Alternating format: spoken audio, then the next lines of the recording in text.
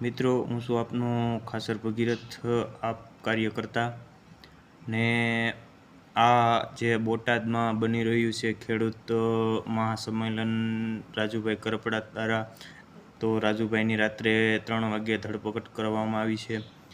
એમાં જે કોઈ આવે, જે આપના નેતા આવે કે જે કોઈ પાર્ટીના નેતા આવે ભાજપ સિવાય, કારણ કે ભાજપ તો આ બધું કરે જ છે, ભાજપની મોટી તાનાશાહી છે, જે કોઈ આવે એની સીધી અટકાયત કરવામાં આવે છે.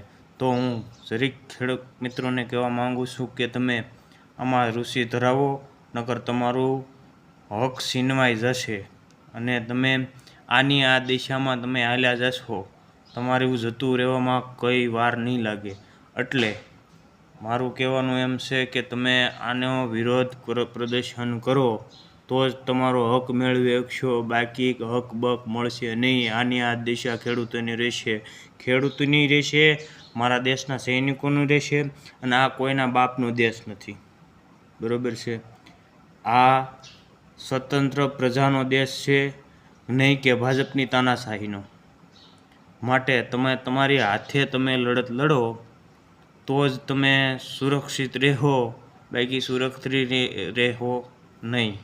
માટે તમને વિનંતી કરું છું કે તમે તમારી જાતે લડત ચાલુ રાખો તો જ ભેગું થશે, બાકી ભેગું થવા દેશે નહીં આ ભાજપની સરકાર.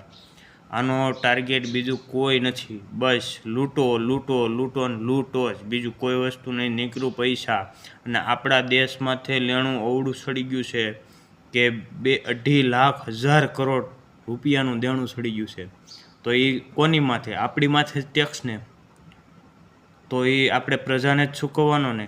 નેતા તો ખિસ્સામાં હાથ નાખી અને ફર્યા કરશે, કારણ કે એણે જ ખિસ્સા ભરી લીધા છે એટલે ફર્યા કરવાના છે. એટલે તમે સમજો.